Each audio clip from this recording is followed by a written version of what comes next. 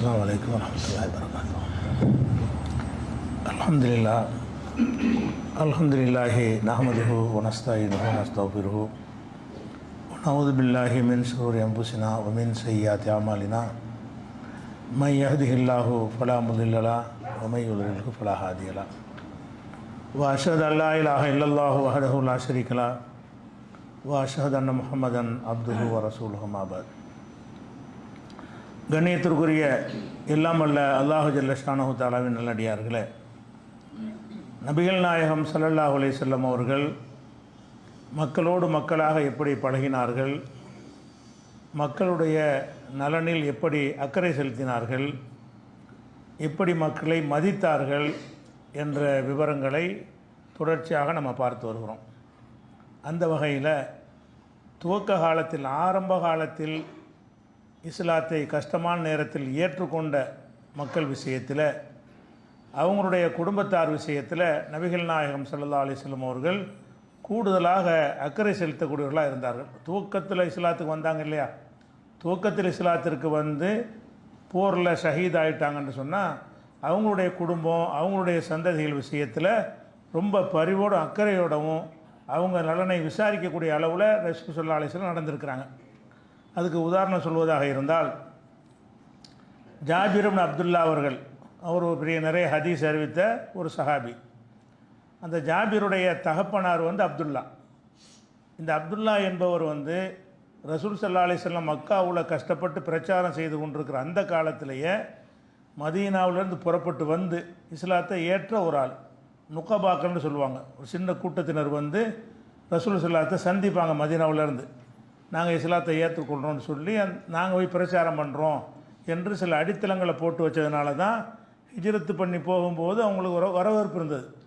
ரசூல் ஸல்லல்லாஹு அலைஹி வஸல்லத்துக்கு போகும்போது பெரிய வரவேற்பு கிடைச்ச காரணம் என்னென்னு கேட்டால், இந்த மக்கள் ஒரு 12 பேர் கொண்ட குழு வந்து ரசூலுல்லாவை சந்தித்து இஸ்லாத்தை ஏற்றுட்டு போய் மதீனா முழுவதும் அந்த கருத்தை நினைஞ்சாங்க பரப்பி ஒரு அடித்தளத்தை உண்டாக்கி வச்சுருந்தாங்க. அப்படிப்பட்ட ஒரு ஆரம்பகட்ட ஒரு தியாகியார் அப்துல்லாங்கிற ஒரு சஹாபி, ஜாபிருடைய தகப்பனார்.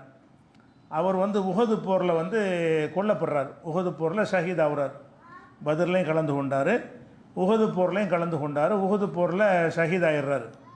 இந்த ஷஹீத் ஆகிறதுக்கு முன்னாடி நாள் இரவு மகனை அழைத்து, ஜாபிர் அழைத்து சொல்கிறாரு, அநேகமாக நான் வந்து இந்த போரில் கொல்லப்பட்டுருவேன். ஏன் இப்படி சொல்கிறாருன்னு கேட்டால், தீவிரமாக நம்ம களமிறங்கி போராடணும், ஷஹீத் ஆகணும், பின்வாங்கிடக்கூடாதுங்கிற ஒரு உறுதிப்பாடு இருந்ததுனால அவருக்கு மனசில் பட்டிருக்கு. மகனை கூப்பிட்டு, நான் வந்து அநேகமாக நாளைக்கு ஷஹீத் ஆயிடுவேன்னு நினைக்கிறேன், அதனால் எனக்கு கொஞ்சம் கடன் இருக்கிறது, அந்த கடனை வந்து நீ அடைச்சிரு, அதே மாதிரி பொம்பளை பிள்ளைகள் இருக்குது, அதை வந்து நீ நல்லபடியாக கவனிச்சிக்க என்று மகனுக்கு ஒரு அறிவுரை சொல்கிறார். சொல்லிவிட்டு அது சொன்னபடி என்ன செய்கிறாருன்னு கேட்டால், உஹது போரில் கொல்லப்பட்டுறாரு. இந்த மாதிரி ரசூல் ஸல்லல்லாஹு அலைஹி வஸல்லம் ஒரு நெருக்கமான ஒரு தோழர் இந்த அப்துல்லாங்கிறவர். அவருடைய மகன்கிறதுக்காக ரசூல் ஸல்லல்லாஹு அலைஹி வஸல்லம் என்ன செய்வாங்கன்னு கேட்டால், இந்த ஜாபிர் மேலே ரொம்ப பிரியமாக இருப்பாங்க. என்ன சின்ன வயசில் விட்டு இளைஞராக இருக்கும்போது மரணிச்சிட்டாரு, அதனால் அவர் மேலே பிரியமாக இருப்பாங்க. எந்தளவுக்கு பிரியமாக இருப்பாங்கன்னா, அது ஒரு சம்பவத்தை சொல்கிறாங்க. ஜாபிர், நான் நபி ஸல்லல்லாஹு அலைஹி வஸல்லம் அவர்களோட ஒரு போர்க்களத்தில் கலந்து கொள்வதற்காக ஒரு யுத்தத்துக்கு போகிறாங்க. போர் என்னன்னு சொல்லப்படலை, ஒரு போருக்கு போகிறாங்க. போகும் பொழுது இந்த ஜாபிர் வைத்திருந்த அந்த ஒட்டகம் ரொம்ப சண்டித்தனம் செய்கிறது. எல்லோரும் போயிட்டுருக்காங்க, இது நகர மாட்டேங்குது. அந்த ஒட்டகம் வந்து ரொம்ப சண்டித்தனம் பண்ணுகிறது. சண்டித்தனம் பண்ணி எல்லோரும் முன்னே போயிடுறாங்களா, முன்னே புரிந்து ரசூல் ஸல்லல்லாஹு திரும்பி பார்க்குறாங்க. இவர் மாத்திரம் கடைசியாக வந்துட்டு இருக்கிறார். ஜாபிர் மாத்திரம் கடைசியாக வர்றாரு. ஏன்னு கேட்டால் நகர மாட்டேங்குது. மெதுவாக வந்து அடித்தாலும் என்ன செய்யுது, 4 எட்டு வயசு நின்றுக்கிறது. அப்போ இதை பார்த்து ரசூலுல்லாஹ் என்ன செய்கிறாங்கன்னா, அப்படியே அவங்க ஒட்டகத்திலேருந்தே வந்து திரும்பி இவர் நெருங்கி வர்றாங்க. எல்லோரும் போய்கிட்டு இருக்கிறாங்க. முதல் அணியில் ரசூலுல்லாஹ் இருக்கிறாங்க, இவர் கடைசியில் இருக்கிறார். அவ்வளோ பேரையும் கடந்து திருப்பி என்ன செய்கிறாங்க, அவர்கிட்ட வந்து என்னப்பா ஜாபிரான்னு கேட்குறாங்க. அவர் வர்றதை பார்த்துட்டு ஜாபிரான்னு, ஆமாம் என்ன விஷயம்ப்பா, ஏன் இப்படி நிற்கிறன்னு கேட்டோன்னே, என்னுடைய ஒட்டகம் வந்து சண்டித்தனம் பண்ணதான் வர முடியலை. அப்போ ஒருத்தர் ஒட்டகத்தில் வர முடியாமல் சண்டித்தனம் பண்ணுதுன்னா அதுக்கு வந்து என்ன செய்கிறாங்க, விசாரிக்கிறாங்க. என்னென்னு பாருங்கப்பான்னு ஒரு ஆள்கிட்ட சொல்லலை. கடைசியில் வர்றாரு. பக்கத்தில் வர்ற சஹாபாக்களை பார்த்து, அவர் ஏன் கடைசியில் வர்றாருன்னு பார்த்து அவருக்கு தேவையான உதவிகளை செஞ்சு கொடுங்க என்று சொன்னாலே போதும். அந்தளவுக்கு செஞ்சாலே ஒரு உதவி தான். ஆனால் ரசூலுல்லாஹ் என்ன செய்யலைன்னு கேட்டால், இவருக்கு முக்கியத்துவம் கொடுத்து அங்கே இருந்து வந்து கடைசி வந்து என்ன செய்கிறாங்க, என்னன்னு விசாரிக்கிறாங்க. அப்புறம் இறங்கி தன்னுடைய கையில் இப்போ கைத்தடி வச்சுருப்பாங்க, அந்த கைத்தடியை கொண்டு என்ன செய்கிறாங்க, அந்த ஒட்டகத்தை வந்து தட்டி விட்றாங்க. தட்டி விட்டவுடனே எந்திரிச்சிச்சு ஒட்டகம், உட்காந்து சண்டித்தனம் பண்ண ஒட்டகம் எந்திரிச்சிருச்சு. அப்போ இப்படி சொன்னாங்க, நீ ஏறி செல்லு. அப்போ ஏறி உட்காந்துட்டாரு. உட்காந்தான்னு சொன்னால் உட்காந்து பேசிக்கிட்டே போகிறாங்க. ரசூல் ஸல்லல்லாஹு அலைஹி வஸல்லம் அவர் ஏறி உட்காந்துடுறாரு. ரசூல்லாம் அவரோட சேர்ந்து ரெண்டு பேரும் கடைசியாக போயிட்டுருக்குறாங்க. முன்னாடி உள்ள மக்கள் போயிட்டுருக்குறாங்க. ரசூல் ஸல்லல்லாஹு அலைஹி வஸல்லம் வந்து கடைசியாக இவரோட வந்து சேர்ந்து கொண்டு அவர் ஒட்டகம் புறப்பட ஆரம்பித்தவொன்னே சேர்ந்து புறப்பட்டு விசாரிக்கிறாங்க, நல்லா விசாரிக்கிறாங்க. என்னப்பா நல்லா இருக்கிறியா, கல்யாணம்லாம் பண்ணிட்டியா, இந்த ஜவ்வஜி எல்லாத்தையும் விசாரிக்கிறாங்க. சும்மா ஏற்றி விட்டு ஒரு இப்போ பரிதாபப்பட்டு உதவி செய்கிறது மாத்திரம் இல்லை, அவருடைய ஒரு ஆளுக்கு ஒரு பிரச்சனைன்னு சொன்னால் அவர்கிட்ட எல்லா விஷயத்தையும் கேட்குறாங்க. இந்த ஜவ்வஜித்தை நீ திருமணம் பண்ணிட்டியான்னு கேட்குறாங்க. ஆமாம் திருமணம் பண்ணிட்டேன். கன்னி பெண்ணை கல்யாணம் பண்ணியா, விதவையை கல்யாணம் பண்ணியா? விதவையை தான் நான் கல்யாணம் பண்ணேன். ஏப்போ நீ நல்ல இளைஞனாக தானே இருக்கிற, நீ ஒரு கன்னி பெண்ணை கல்யாணம் பண்ணலாமே, நீ எதுக்கு விதவை பெண்ணை கல்யாணம் பண்ணன்னு கேட்குறாங்க. அவர் என்ன சொல்கிறாருன்னு கேட்டால், என் தகப்பனார் இந்த மாதிரி பொம்பளை பிள்ளையில் விட்டுட்டு போகிறேன்னு வசீது பண்ணியிருக்கிறாரு, அதை நான் தான் கவனிக்கணும். அப்போ சகோதரி, அவருடைய பொம்பளை பிள்ளை இவருக்கு சகோதரி, இப்போ சகோதரிகளை கவனிக்க வேண்டிய பொறுப்பு இருக்குது. அதுக்கு இளம்பெண்ணை திருமணம் பண்ணோம்னு சொன்னால் அவங்க கவனிக்க மாட்டாங்க. கொஞ்சம் கல்யாணம் வயசான ஆளுகளாக இருந்தாங்கன்னா பிள்ளைகளை ஒரு தாய்மையோடு கவனிப்பாங்க. அந்த பிள்ளைகளை நல்லா வளர்க்குறதுக்காக தான் நான் இப்படி ஒன்று தேர்ந்தெடுத்துக்கிட்டேன் அப்படின்னு அவர் சொல்கிறார். அப்போ ரசூல் ஸல்லல்லாஹு அலைஹி வஸல்லம் சரி உன் ஒட்டகம் சண்டித்தனம் பண்ணுது, இது எனக்கு வித்துருங்கிறாங்க. அவர் தள்ளி விட நினச்சிட்டு இருக்காரு, இது வந்து அந்த ஒட்டகம் நமக்கு சரி வராது. அப்போ ரசூல்லா என்ன செய்கிறாங்கன்னா அவருக்கு உதவி செய்கிறதுக்காக தான். ரசூல்லாவுக்கு இந்த ஒட்டகம் தேவை கிடையாது, அவர் உதவி செய்கிறதுக்காக என்ன செய்கிறாங்கன்னா, தபிவு ஜமலக்க உன் ஒட்டகத்தை வித்துடுறியான்னு கேட்குறாங்க. அவர் என்ன செய்கிறாரு, நான் வித்துடுறேன். எவ்வளோன்னு சொன்னால் ஒரு ஊக்கியாங்கிறது வந்து 40 திர்ஹம், 40 திர்ஹத்துக்கு விலை பேசி ஒட்டகத்தை வாங்கிக்கிட்டு, நீ மதீனா வரைக்கும் நீனே பயன்படுத்திக்க மாட்டேன், விலைக்கு வாங்கிட்டேன், அங்கே வந்து காசு வாங்கிக்க, நீ இப்போதைக்கு என்ன செய்ய, நீனே அதை பயன்படுத்திக்கன்னு சொல்லி வந்துடுறாங்க. அப்போ ரசூல் ஸல்லல்லாஹு அலைஹி வஸல்லம் வந்து அப்புறம் வேகமாக முன்னேறி அவங்க முதல்ல வந்து சேர்ந்துட்டாங்க. நான் வந்து லேட்டாக வந்தேன். வந்து என்ன பள்ளிவாசல் வாசல் நின்றுட்டுருக்குறாங்க ரசூல் ஸல்லல்லாஹு அலைஹி வஸல்லம். நான் வரும்போது பள்ளிவாசலுடைய வாசலில் நின்று கொண்டிருக்கிறார்கள். வந்தவொடனே ஏன்ப்பா இப்போ தான் வர்றியான்னு கேட்குறாங்க. ஆமான்னு சொல்கிறேன்.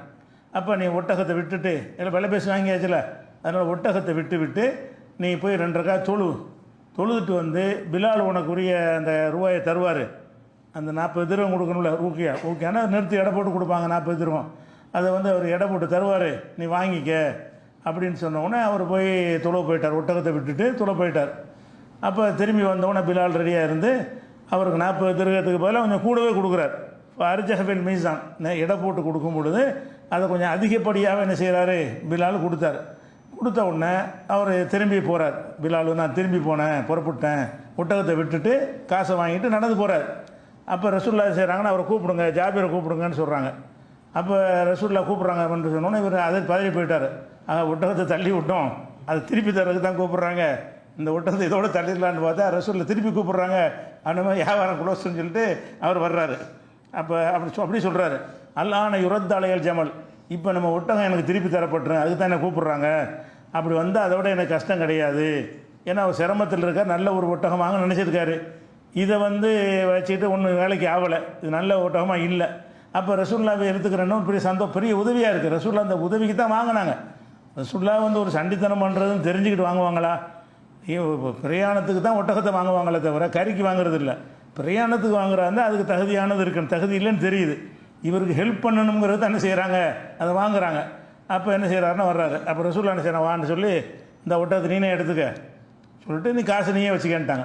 இவர் பயங்கர சந்தோஷம். ரசூல்லா என்ன செய்கிறாங்கன்னா அந்த ஒட்டகத்தை திருப்பி தான் கொடுக்குறாங்க. திருப்பி கொடுக்கும்போது எப்படி கொடுக்குறாங்கன்னா, இந்த ஒட்டகத்தை நீ வச்சுக்க, அந்த திர்ஹத்தை நீனே வச்சுக்க, உனக்கு ஃப்ரீயாக கிஃப்டாக தர்றேன்னு சொல்லி என்ன செய்கிறாங்க, அந்த ஒட்டகத்தை கொடுத்துட்டாங்க. எதுக்கு சொல்கிறோம்னு கேட்டால், ஆரம்ப காலத்தில் ஒரு சஹாபின்னு சொல்லும் பொழுது அவருடைய பையன் சின்ன வயசு பையனாக இருக்கிறாருன்ற உடனே அவருடைய எல்லாத்தையும் விசாரிக்கிறாங்க. உதவி செய்கிறதுக்கு மறைமுகமாக என்ன செய்கிறாங்க, முதல்ல விலைக்கு வாங்கிக்கிறாங்கிறாங்க, அப்புறம் சும்மாவே கொடுக்குறாங்க. அவருடைய ஒரு நலனில் ஒரு அக்கறை செலுத்தக்கூடிய ஒரு தன்மையை பார்க்கணும். அதே மாதிரி ரசூல் ஸல்லல்லாஹு அலைஹி வஸல்லம் மறுபடியும் அவர் வர்றார். அவருடைய தவிர எனக்கு தகப்பனார் கொஞ்சம் கடன் இருக்குது, கடன் கொடுத்தவங்களாம் என்னை இப்போ நெருக்கிறாங்க, அதனால் வந்து அந்த கடனுக்கு ஏதாவது அந்த கடன்காரங்கள்ட்ட கொஞ்சம் பேசி ஒரு அவகாசம் வாங்கித்தாங்க அல்லது ஒரு சலுகை வாங்கித்தாங்கன்னு கேட்குறாரு. கடன் கொடுத்துருப்பாங்கல்ல அவங்கள்ட்ட வந்து இன்னும் 2 வருஷம் பொறுத்து வாங்கிக்கப்பா அப்படி சொல்கிறது. அல்லது பாதி வாங்கிக்க, காவாசி வாங்கிக்கன்னு அது மாதிரி பேச்சுவார்த்தை நடத்தி அது கொஞ்சம் சலுகை வாங்கி தர்றதுக்காக வேண்டி அணுகிறார். இந்த கடன் நீங்கள் தகப்பனார்பட்ட கடன், இவர் ஒன்றும் கடன் வாங்கலை. ஜாபீருடைய தகப்பனார் அப்துல்லா தான் கடன் வாங்கிட்டு மூத்தா போயிட்டார். கடனை அடைச்சிருந்து வசதி பண்ணிட்டார். அதுக்காக ரசூல்லாட்ட வந்து என்ன செய்கிறாரு, உதவி கேட்டு வர்றாரு. இவர் கேட்டு வந்த அந்த காலம் வந்து செழிப்பான காலம் கிடையாது. உஹது போர்லாம் இப்போ மதிய ரசூல்லாவுடைய கஜானாவில் நிறைஞ்சி வழியலை. உஹது போருக்கெல்லாம் பிறகு தான் அதிகமாக வர ஆரம்பிச்சிருச்சு. யார் இருந்தாலும் 5 ஒட்டங்கிறதுக்கு 10 ஒட்டங்கிறது அள்ளி கொடுப்பாங்க. இந்த உஹது நேரமெல்லாம் ரொம்ப சிரமமான நேரம். கஜானாவில் பெரிய அளவுக்கு நிதி இல்லாத நேரம் இருந்து அதை கொடுத்துருப்பாங்க. கடன் நானே தர்றேன், இந்த கடனை ஒவ்வொருத்தருக்கும் சொன்னாங்கல்ல. யாராவது இறந்து போயிட்டீங்கன்னு சொன்னால் சொத்தை விட்டுட்டு போனால் சொத்தை வந்து அவங்க எடுத்துக்கிறங்க, கடனை விட்டு போனால் என்கிட்ட வாங்க நான் தர்றேன்ட்டாங்க. அது எப்போன்னு கேட்டால் ஹிஜ்ரி 5க்கு பிறகு. 5க்கு முன்னாடியெல்லாம் என்ன செய்வாங்கன்னு கேட்டால் கடனாளிகள் வந்தாங்கன்னா தொழுக மாட்டேன்ருவாங்க. ஒரு ஜனாசா வரும், இவர் கடன் விட்டுருக்காரான்னு கேட்பாங்க. ஆமான்னு சொன்னால் கடனை அடைக்கிறதுக்கு ஏதாவது பணம் வச்சுருக்காரா அப்படின்னு கேட்பாங்க.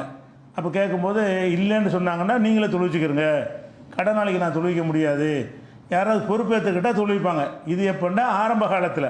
பிறகு ஏராளமான வெற்றிகள் வந்து ஜக்காத்துகள் தாறுமாற குவிய ஆரம்பித்த பிறகு என்ன செஞ்சாங்கன்னா, ஜனாசா வந்துச்சுன்னா சொல்லிடுவாங்க, இவர் ஏதாவது சொத்து பத்து விட்டுட்டு போனாரே ஆனால் அந்த குடும்பத்தார் வாரிசு எடுத்துக்கிறங்க, இவர் கடன் விட்டு போகிறாரே ஆனால் அதை என்கிட்ட வாங்கிக்கிறங்க. ஒவ்வொரு உம்மத்துடைய கடனையும் ஏற்றுக்கிட்டாங்க. குடிமகன் ஒவ்வொருவருடைய கடனை என்ன செய்கிறாங்க, மூத்தா போனால் அவங்களுடைய கடன் கொடுத்தவர்கள் என்கிட்ட வாங்கிடலான்னு சொன்னாங்க. அது ஒரு காலம். அந்த காலமாக இருந்தால் ஜாபீர் பிரச்சனைக்கு பஞ்சாயத்தே இல்லை. அவர் கேட்டோன்னு நினைஞ்சிருப்பாங்க, ரசூல்லாவை இந்த அள்ளிட்டு போ அப்படின்னு சொல்லியிருப்பாங்க. அவர் அந்த ஆரம்ப காலம், அந்த உஹது போர் நேரத்தில் உள்ள சம்பவம் தானே இது. அந்த நேரத்துலலாம் ரொம்ப கஷ்டமான நேரம். ரொம்ப ஒரு ஆடைக்கு மறு ஆடை இல்லாமல் ஒரு பேரிச்சம்பழத்தை சாப்பிட்டுக்கிட்டு இந்த மாதிரி சிரமப்பட்டுக்கிட்டு இருந்த ஒரு நேரம். அந்த நேரமாக இருந்தனால எப்படி உதவி கேட்குறாருன்னு கேட்டால், கடன்காரன் சொல்லி ரசூல்லாட்ட கேட்க முடியாது, அரசாங்க கஜானா ஒன்றுமே இல்லை. அப்போ எதை கேட்குறாருன்னு கேட்டால், கடன் கொடுத்தவங்கள்ட்ட எனக்காக பேச்சுவார்த்தை நடக்குங்கிற இதை எனக்கு வேலைன்ட்டு போயிடுவோம். நம்ம யாராவது போய் பேச்சுவார்த்தை நடத்துவோமா? ஒரு கடனாளியாக இருக்கார், நம்மகிட்ட உதவி கேட்குறாரு, எனக்கு கொடுக்க முடியலைங்க, நீங்கள் சொல்லி ஏதாவது ஒரு சலுகையை வாங்கித்தாங்கன்னா நம்ம உதவி செய்ய மாட்டோம், தயக்கப்படுவோம். அது எப்படி நம்ம போய் பேசுகிறது, அவர் என்ன நினைப்பார். ரசூல்லா என்ன செய்யல, அப்படி பார்க்கல. உடனே நினைச்சாங்க, ஒவ்வொரு கடனாளியாக போய் கூப்பிட்டு பேசுகிறாங்க. இவர் கடன் கொடுத்த ஆள்கிட்டலாம் கேட்குறாங்க. இல்லை அது முஸ்லீம் இல்லையான்னு தெரியல. கடன் கொடுத்த ஆளுக்கு யகுதியாகவும் இருக்கலாம், முஸ்லீம்களா ஆரம்ப காலத்து முஸ்லீமாகவும் இருக்கலாம். ஆனால் மறுத்துட்டாங்க எல்லாருமே. அதனால் ஒரு ஆரம்ப காலத்து கொஞ்சம் பிடிப்பு இல்லாத முஸ்லீம்களாக இருந்திருப்பாங்க, அல்லது யூதர்கள் அந்த மாதிரி கடன் கொடுத்துட்டு இருந்தாங்கல்ல, அப்படிப்பட்டவங்களாம் இருந்திருப்பாங்க. அப்போ அந்த கடனை கேட்கும் பொழுது கடனாளிகள்லாம் என்ன செஞ்சாங்கன்னா, அதெல்லாம் தள்ளுபடி செய்ய முடியாது, தந்து தான் ஆகணும் அப்படின்னு சொல்லி அவங்க பிடிவாதமாக நிற்கிறாங்க. அவர் மூத்தா போயிட்டாருன்னா அந்த பிள்ளைகிட்ட வாங்கினா தான் உண்டு. அந்த மாதிரி நடந்தவங்க என்ன செய்கிறாங்கன்னா, அதுக்கு தான் ரசூலாட்ட வர்றாரு, அல்லாஹ்வுடைய தூதரே கொஞ்சம் கடனை செலவு பண்ணுறது பேசுங்கன்னு சொல்லி. அப்போ பேசணுன்னு யாருமே ஒன்றும் ஒத்து வரல. அப்போ ரசூல் சொன்னாங்கட்டா, சரி பிரச்சனை இல்லை, நீ என்ன செய்யணும்னா நீ போய் உன்னுடைய பேரிச்சம்பழங்களை எல்லாம், பேரிச்சம்பழம் இருக்குது, பேரிச்சம் தோட்டம் இருக்குது, அதை வச்சு தான் கடன் வாங்கியிருக்கிறார். அந்த விவசாயம் பண்ணுவதற்காக வேண்டி உன்னுடைய பேரிச்சந்தோட்டத்தில் உள்ள பேரிச்சம்பழங்களை எல்லாம் எல்லாத்தையும் பறித்து வகை வகையாக என்ன செய்யி, அஜிவாங்கிறத தனியாக வை, எந்த பழத்தை தனியாக வைன்னு ஒரு பேரையாக சொல்லி அந்தந்த பழங்களை தனித்தனியாக நீ வச்சுட்டு என்னை கூப்பிடு அப்படின்னு சொல்கிறாங்க. இவர் பழத்தை எல்லாம் இதை கடனுக்காக ஒரு வழி சொல்கிறதுக்காக வர்றாங்க. அப்போ கடன் என்ன, மரத்தில் உள்ளது வந்து கடனை கழிக்க போதுமானதில்லை. மரத்தில் பேரிச்சம்பழம் விளைஞ்சிருக்குது, அதை எடுத்துக்கிட்டு விட்ருங்கப்பான்னு சொன்னால் கேட்க மாட்டேங்கிறாங்க கடன் கொடுத்தாளுக்கு. ஏன்னு கேட்டால் கடன் அதிகமாக இருக்குது, அந்த மரத்தில் வரக்கூடியது குறைவாக இருக்குது. கணிப்பாங்கல்ல, இந்த மரத்தில் 10 மூட்டை வரும் அப்படின்னு இருந்தால் 20 மூட்டைக்கு கடன் கொடுத்துருக்காங்க. உதாரணமாக 10 மூட்டை தான் அதில் உற்பத்தி வரும்னு சொன்னால் 20 மூட்டை அளவு கடன் கொடுத்தவங்க ஒத்துக்குருவாங்களா? ஒத்துக்கிற மாட்டேங்கிறாங்க. அப்போ இருக்கிறத வாங்கிட்டு போங்கப்பாண்டா கேட்க மாட்டேங்கிறாங்க, எல்லாத்தையும் தந்தாகணும், எவ்வளோ கடன் கொடுத்தோமோ அது அப்படி தான் வேணுங்கிறாங்க. அப்போ ரசூல் என்ன செய்கிறாங்கன்னா, சரி அறுவடை நேரம் வந்துருச்சு, நீ எல்லாத்தையும் அறுவடை செஞ்சு பேரிச்ச மரங்களை ஒவ்வொரு வகையான பேரிச்சம்பழத்தையும் தனித்தனியாக குவியலாக போட்டு வச்சுட்டு என்னை கூப்பிடுண்டாங்க. அப்போ ரசூல் என்ன செய்கிறாங்கன்னா போகிறாங்க, போயிட்டு அந்த மூட்டையில் குவிச்சு வச்சுருக்கோம்ல அது பக்கத்தில் வந்து உட்காந்துடுறாங்க. உட்காந்து யார் கடன் கொடுமோ வாங்கிட்டு போங்க அப்படின்னோடனே இது இடத்துல ஒரு அற்புதம், அல்லாஹ்வுடைய தூதருங்கிற முறையில் ஒரு மூஜிசா, ஒரு அற்புதம் நிகழ்வு, தனி விஷயம் இது. அதன் பிறகு என்ன செய்கிறாங்கன்னா கொடுக்குறாங்க. அந்த பழம் குறைவாக தான் இருந்துச்சு, ஆனால் என்னென்னு கேட்டால் எல்லாருடைய கடனை அடைக்கிற அளவுக்கு பரிசமலை வந்துக்கிட்டே இருக்குது. வர்றவங்களை யாருக்கு எவ்வளோ கொடுக்கணுமோ அவ்வளோ அளந்து கொடுக்குறாங்க. கடனே இப்போ இல்லை. அதுக்கு பிறகு பேரிச்சம்பழம் மிச்சமாக இருக்குது. மரத்தில் இருக்கும்போது கணிச்சோம்னா கம்மியாக இருந்துச்சு. மரத்தில் இருக்கும்போது கணிக்கும் பொழுது வாங்கின கடனை விட மரத்தில் இருக்கிற பழம் குறைவாக இருக்கிறது, அப்படி தான் கணிச்சிருந்தாங்க. அப்போ இறக்கி போட்டு அந்த பிரித்து பார்க்கும் பொழுது எல்லா கடனையும் கொடுத்தது போக மிச்சம் இருக்கிறது. அது ரசூலுல்லாவுடைய ஒரு பரக்கத்தினால அல்லாவுடைய ஒரு அருளாகவும் இருக்கலாம், அல்லது ஒரு கணிப்பில் என்ன செஞ்சிடலாம், அது கம்மியாக மரத்தில் உள்ள தப்பாகவும் கணிச்சிருக்கலாம், என்னென்னு தெரியல. அந்த மாதிரி என்ன செஞ்சாங்கன்னா அந்த கடன் அடைச்சிட்டாங்க. எதுக்குன்னு கேட்டால், ஒருத்தர் கடன் பட்டேன்னு சொன்ன உடனே அதுக்காக வேண்டி என்ன செய்கிறாங்கன்னா மெனக்கட்டு அவருக்காக வேண்டி ஒரு புறப்பட்டு போய் அந்த கடனை அவர் அடைச்சிடணும் என்ன, இதனால ஒரு அக்கறை செலுத்த தேவையில்லை. இல்லை, கடன்றவொன்னே அது சம்மந்தம் கூட பேசுகிறாங்க, விட்டு கொடுத்துருங்கப்பா, கடை ஏழாம அவர் தகப்பனார் இறந்துட்டார், அவர்கிட்ட உள்ளது இவ்வளோ தான் இருக்குது, இருக்கிறத வாங்கிட்டு கணக்கை நேர் பண்ணுங்கன்னு சொல்லி பார்க்குறாங்க. இதெல்லாம் வந்து எதை காட்டுதுன்னு கேட்டால், ஒரு நமக்கு ஒரு கஷ்டமான காலத்தில் உதவிய இஸ்லாத்தை ஏற்றுக்கொண்ட தியாகம் செஞ்சவர்களாக இருந்தார்கள்னு சொன்னால் அவங்களுடைய வாரிசுகளைங்கிற வகையில் என்ன செய்கிறாங்க, கூடுதலாக அவங்களுக்காக வேண்டி ரசூலுல்லாஹ் வந்து மனசில் வச்சுக்கிட்டு அக்கறையோடு செலுத்துகிற ஒரு காட்சியை பார்க்குறோம். அதே மாதிரி வந்து உஹது அகழ் போர் உங்களுக்கு தெரியும். அகழ் போர்னால் போர் கிடையாது, அது அகழ் தோண்டி வச்சாங்க. அதனால் யுத்தம்ங்கிறது ஊருக்குள்ளே வந்துட்டான்னா நம்ம தோற்று போயிடுவோம். அதுக்காக என்ன செய்கிறாங்கன்னா ஒரு அகழ் வெட்ட சொல்கிறாங்க. அகழ் போருங்கிறது அஹ்ஸாப்னு சொல்லுவாங்க. அது அஹ்ஸாப்னா எல்லா கூட்டத்திலும் சேர்ந்து நடத்தின போர். மக்கா காஃபிர் மட்டும் நடத்தினாங்கல்ல பத்ர் உஹது, அப்படி போர் இல்லை. இது சுற்றி இருக்கிற எல்லாரும் ஒன்றாக திரண்டு கொண்டு மதீனாவை முற்றுகையிட்டு என்ன செய்கிறாங்க, தாக்குறதுக்காக வர்றாங்க. அப்போ ரசூலுல்லாஹ் மஷூரா பண்ணுறாங்க, நம்ம எதிர்த்து நிற்கிறதுக்கு நம்மள்ட்ட என்ன இல்லை, அந்த கம்பேர் பண்ணி பார்த்தா ரொம்ப குறைவாக இருக்கிறோம். ஏன்னா ஒரு கூட்டம்னா நம்ம சமாளிச்சிடலாம், நம்ம இருக்கிற ஸ்ட்ரென்த்தை விட எதிரிகள் வந்து பல மடங்கு அதிகமாக இருக்கிறாங்க. அப்போ அவர்களை எதிர்த்து நின்றோம்னா நமக்கு அதிக சேதாரம் ஆகும். வெற்றி அல்லாஹ்வுடைய உதவி ஒன்று இருந்தாலும் கணிக்கவும் செய்யணும்ல ஒரு தலைவருங்கிற முறையில். அந்த கணிப்பில் பார்க்குறாங்க, இது வந்து எதிர்த்து நிற்கிறது வந்து இந்த நேரத்தில் உசிதமானது இல்லை. அதே நேரத்தில் வந்து விட்டோம்னா உள்ளே நுழைஞ்சு மதியம் அழைச்சிட்டு போயிடுவாங்க.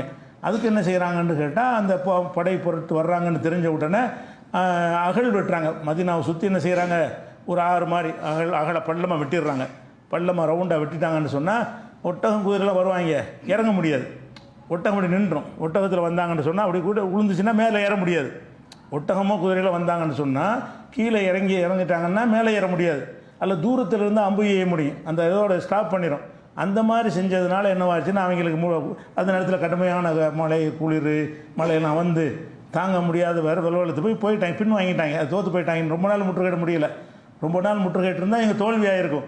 ரொம்ப நாள் முற்றுகையிடாத அளவுக்கு எல்லாம் என்ன செஞ்சான், அந்த கிளைமேட்டை சேஞ்ச் பண்ண உடனே அவர்களே தாக்கு பிடிக்க முடியாமல் என்ன செஞ்சாங்க, போயிட்டாங்க. அது வெற்றியாக போயிடுச்சு அந்த போர். அப்போ அந்த ஹந்தக்கு போரில் அம்பு ஏறுறது மட்டும்தான் அங்கே யுத்தம், வால் சண்டை கிடையாது. வால் சண்டைன்னா அந்த அகலிருந்து எப்படி வால் சண்டை போடுறது, இவங்களும் அங்கிட்டு போக முடியாதுல்ல, அவர்களும் இங்கிட்டு வர முடியாது, இவர்களும் அங்கிட்டு போக முடியாது. அப்போ தூரத்தில் வச்சுக்கிட்டு அம்பு ஏறுறது தான் அந்த போருடைய முறையை. அவங்க தூரத்துலேருந்து அம்பு ஏறாங்க.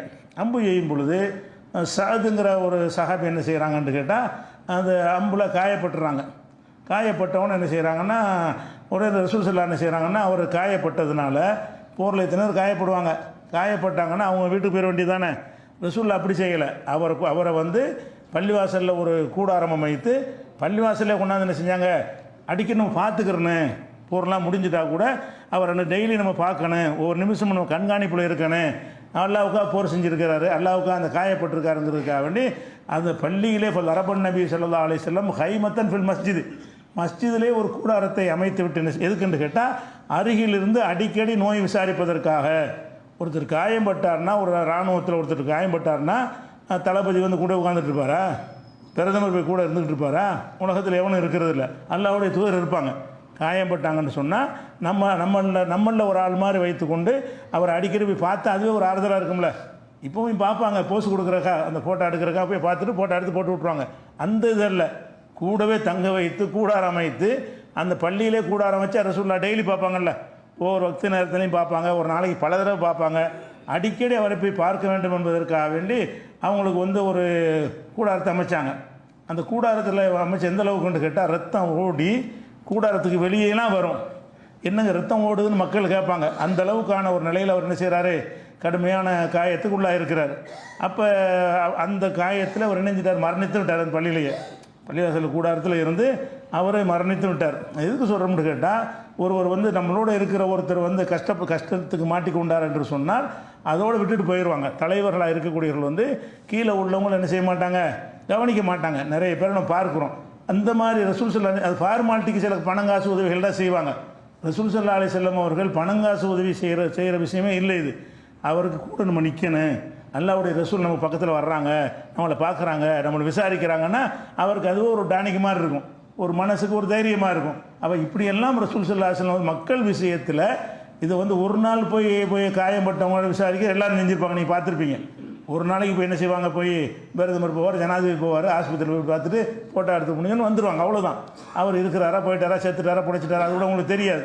ஆனால் அல்லாஹ்வுடைய ரசூல் என்ன செய்கிறாங்கன்னு கேட்டால், அந்த காயம்பட்டவரை தனக்கு அருகில் பள்ளியாசல் கொண்டாந்து வைத்துக்கொண்டு, பள்ளியாசல் வீடு எல்லாம் ஒன்று தானே, வீட்டுக்கு அருகிலேருந்து தான் அர்த்தம். அது தனக்கு வீட்டுக்கு அருகில் பள்ளியாசல் ஒரு குடிசையை ஒன்று போட்டு பள்ளியாசல் இடத்துலையே அதிலே அவரை தங்க வச்சு அதிலே போய் பார்த்துட்டு வர்றார்கள் என்று சொன்னால், நபிகள் நாயகம் ஸல்லல்லாஹு அலைஹி வஸல்லம் அவர்கள் இந்த மக்களோடு மக்களாக எப்படியெல்லாம் கலந்திருக்கிறார்கள், ஒவ்வொரு விஷயத்திலும் எவ்வளோ ஈடுபாடோட, ஒரு அன்போடவும் ஆதரவோடும் ஈடுபாடும் இருந்திருக்கிறார்கள் என்பதற்கு இந்த சாது அவர்களுடைய ஒரு சம்பவம் என்ன இருக்குது, ஒரு ஆதாரமாக இருக்குது.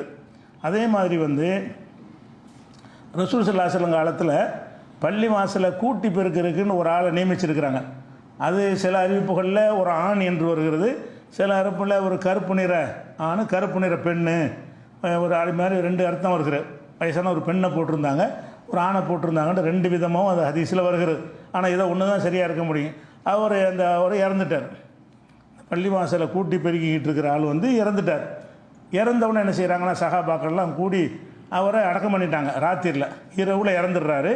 அவரை இரவு நேரத்தில் அடக்கம் பண்ணிடுறாங்க. அடக்கம் பண்ணி ரசூல்லா காலையில் விசாரிக்கிறாங்க, எங்கே கூட்டு வர அவர் காணாமல். ரசூல்லாவுக்கு தெரிவிக்கலை. ஒரு ஆள் இறந்துட்டாருன்னு சொன்னால் யார் இறந்தாலும் ரசூல் ஸல்லல்லாஹு அலைஹி வஸல்லம் அவங்க தான் அன்றைக்கி தொழுவிப்பாங்க. நம்முடைய துவா எல்லாரும் கிடைக்கணும் என்பதற்காக வேண்டி அவங்களும் அதை செய்வாங்க, மக்கள் அதை விரும்புவாங்க. இவருக்கு அது கிடைக்காம ரசூல்லாவே தொழுவை நடத்தலை. ரசூல்லா இருக்கிற ஊரில் ரசூல்லாவுடைய பள்ளிவாசலில் சம்மந்தப்பட்டவர் இறந்துருக்கிறாரு. அவருக்கு ரசூல்லா ஜனாசா தொழுவிக்கணும். அதை ரசூல்லா அதை விரும்பவும் செய்வாங்க. ஆனால் அதை கவனிக்காமல் அடைஞ்சாங்கன்னா ரொம்ப இருட்டாக இருந்தது, நாங்களே தொழுவிச்சு நாங்களே அடைக்கிட்டோம்னு என்ன செய்கிறாங்க, அங்கே சஹாபாக்கள் சொல்கிறாங்க. ரசூல்லா விசாரிக்கும் பொழுது விசாரிக்கவும் செய்கிறாங்க. முதல்ல ஒரு கூட்டிகிட்டு இருந்தால் காணோம்னா எங்கே அவர் என்னாச்சு அவருக்கு அப்படின்னு விசாரிக்கிறாங்க. அவர் நைட்டு மூத்தா போயிட்டார், ஏன் அடக்குனீங்க எனக்கு கேட்காம, இருட்டு அடைஞ்சு அடைக்கிட்டோம், சரி அவருடைய கபரை எனக்கு காட்டுங்க, எந்த இடத்துல அடக்கம் பண்ணீங்க அப்படின்னு கேட்டு அந்த கபருக்கிட்ட போய் நின்று ரசூல் ஸல்லல்லாஹு அலைஹி வஸல்லம் ஜனாசா தொழுகிற மாதிரி தொழுவிக்கிறாங்க. நம்ம போய் கபரில் தொழுவ முடியாது. என்கிட்ட ரசூல்லா அல்லாஹ்வுடைய தூதருங்கிற முறையில் எல்லாருக்கும் அந்த துவா கிடைக்கணும் என்பதற்காக வேண்டி ரசூல் என்பதற்காக உள்ள ஒரு சிறப்பு சட்டம். மற்றவங்க தான் தொழுகை நடத்திட்டாங்களே, தொழுகை நடத்தாட்டி நம்ம நடத்தலாம். கபூரில் போய் நின்றுக்கிட்டு தொழுகிறதுங்கிறது யாருக்கு தான், அல்லாஹ்வுடைய ரசூலுக்கு மட்டும் உள்ள ஒரு சிறப்பு சட்டம். அந்த அடிப்படையில் ரசூல்லா என்ன செய்கிறாங்கன்னா, அவர் கபூரில் போய் தொழுகிறாங்க. இதில் பல விஷயங்கள் நம்ம கவனிக்கணும். என்னென்னு கேட்டால், அற்பமானவன் உயர்ந்தவன் அந்த பார்வை ரசூல்லா உள்ளத்தில் கிடையாது. பள்ளிவாசலை கூட்டி போயிருக்கிற ஒரு ஆள் இறந்து போயிட்டார். சரி இறந்து போயிட்டார் சொல்லலை, அதோடு விட்டு போயிருக்கலாம், விசாரிச்சுட்டு ஏன் பையன்ட்டு சொல்லியிருக்கலாமாண்டு அந்த கபரை காட்டுன்னு சொல்லி அந்த கபரை இடத்துக்கு போய் நெசமாக விசாரிக்கிறாங்க. ஃபார்மாலிட்டிக்கு நம்மளும் கேட்போம், நம்மகிட்ட சொல்லியிருக்கலாமே அப்படின்னு சும்மா சொல்லிக்கிறோம். மனசுலேருந்து வராது, வாயிலேருந்து வரும். மனசுலேருந்து என்ன செய்யணும், அதுக்கு தகுந்தவாறு நடவடிக்கை இருக்கணும். அப்போ ரசூல்லா விசாரிச்சுட்டு என்ன பண்ணுறாங்கன்னு கேட்டால், அவரை அடக்கம் செய்கிற இடத்த காட்டுங்கன்னு சொல்லி அந்த இடத்துக்கு போய் என்னுடைய துவா எல்லாருக்கும் கிடைக்கணும் என்று சொல்லி தொழுவிக்கிறாங்க. நான் வாழுகிற ஊரில் நான் வாழுகிற நேரத்தில் ஒருத்தர் இறந்துட்டார்னு சொன்னால் ஒருவர் கூட என்னுடைய துவா இல்லாமல் போகக்கூடாது, இவருக்கு இல்லாமல் போகுது, நீங்களா ஜனாசா தொழுதுட்டீங்கன்னா என்னுடைய துவா இல்லையே அப்படிங்கிறதுக்காக போய் என்ன செய்கிறாங்க, தொழுகை நடத்துகிறாங்க. அப்போ தன்னுடைய எல்லாரையும் சமமாக கருதுறது, அடித்தட்டு மக்களையும் கூட என்ன செய்கிறது, உயர்வான இடத்துல வச்சு போற்றுவது, இந்த மாதிரியான ஒரு தன்மையிலையும் ரசூல் ஸல்லல்லாஹு அலைஹி வஸல்லம் அவர்கள் சிறந்து விளங்குகிறார்கள் என்பதற்கு இது புகாரில் 458 ஹதீஸில் இருக்கிறது. அந்த ஹதீஸு ஜாபிருடைய ஹதீஸ் நம்பர் சொல்லாமல் இருக்கணும்ல, ஜாபிருடைய ஹதீஸ் 2127வது ஹதீஸ்லையும் 2097 ஹதீஸ்லையும் இருக்குது. நீங்கள் ஹதீஸ் எடுத்து பார்த்துக்கிறங்க. இது போன்ற இன்னும் நபி ஸல்லல்லாஹு அலைஹி வஸல்லம் அவர்கள் மக்களோடு மக்களாக எப்படி பழகுவார்கள் என்ற விஷயங்களை இன்னும் இருக்கிறது. இன்ஷா அல்லாஹ் அடுத்த வாரம் பார்க்கலாம்.